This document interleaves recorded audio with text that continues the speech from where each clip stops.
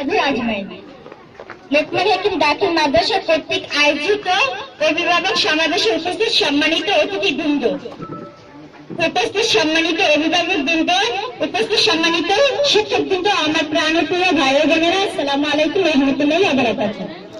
সম্মানিত উপস্থিতি, আমি আজকে যে বিষয়ে বক্তব্য রাখছি তা হচ্ছে মাদ্রাসা শিক্ষার প্রয়োজনীয়তা। আল্লাহ তাআলা হাদিসে বলেছেন, তালাবাল ইলমি ফারিদাতে আলা কুল্লি মুসলিমিন, প্রত্যেক নর নারীর উপর দ্বীনি ইলম শিক্ষা করা ফরজ। Education is the backbone of a nation, শিক্ষাই জাতির মেরুদণ্ড। বিভিন্ন প্রকার শিক্ষার মধ্যে মাদ্রাসা শিক্ষা অন্যতম। মাদ্রাসা শিক্ষা ইসলামী শিক্ষা প্রাণকেন্দ্র রূপে পরিচিত। মাদ্রাসা শিক্ষা বলতে যা বোঝায়, ইসলাম নিয়ম কানুনের উপর ভিত্তি করে যে শিক্ষা প্রতিষ্ঠান গড়ে ওঠে এবং যে শিক্ষা প্রতিষ্ঠানে ইসলামী আইন কানুন অনুযায়ী শিক্ষা প্রদান করা হয়ে থাকে তাকে মাদ্রাসা শিক্ষা বলে। বাংলাদেশে মাদ্রাসা শিক্ষা আমাদের দেশে ইংরেজরা যখন মানুষকে নাস্তিকবাদী ও খ্রিস্ট ধর্ম দীক্ষাদানের নিরীক্ষে তৎপর হয়ে ওঠে, তখন তাদের উচিত শিক্ষা দেওয়ার জন্য আমাদের দেশের ইসলাম প্রিয় মানুষরা আমাদের এই ইসলামকে প্রতিষ্ঠার জন্য মাদ্রাসা প্রতিষ্ঠিত করেন। তাদের এই প্রতিষ্ঠার কারণে আজ বর্তমানে মাদ্রাসা উপস্থিত আছে।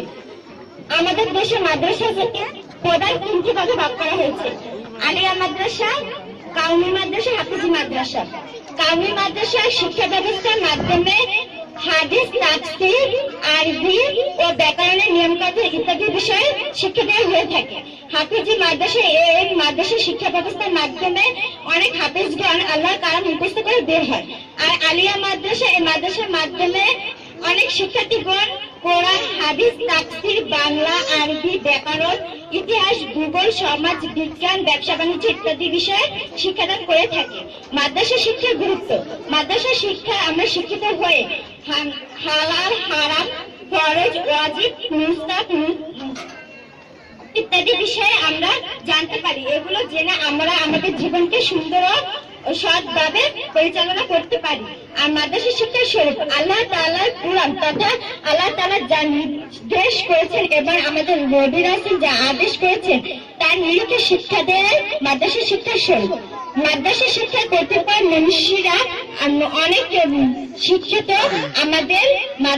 আমাদের দেশে তাদের অবস্থান আলোকিত করে গিয়েছে।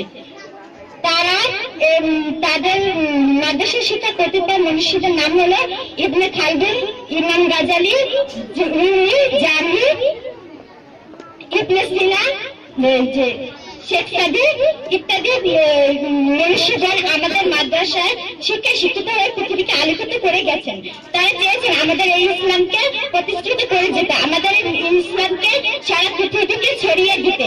তারা আল্লাহর আদেশ অনুযায়ী চলে জান্নাত লাভে আশা করছেন।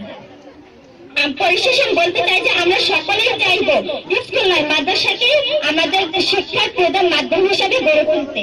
মাদ্রাসা শিক্ষিত হয়ে আমরা আল্লাহর কোরআনকে আরো আঁকড়িয়ে রাখতে, আমাদের ঐতিহ্যকে এবং আমাদের সম্মানকে টিকিয়ে রাখতে হলে আমাদের অবশ্যই মাদ্রাসা শিক্ষা গড়ে তোলা উচিত এবং আমাদের মাদ্রাসা শিক্ষাকে আরো সুন্দর রূপে আলোকিত করা উচিত।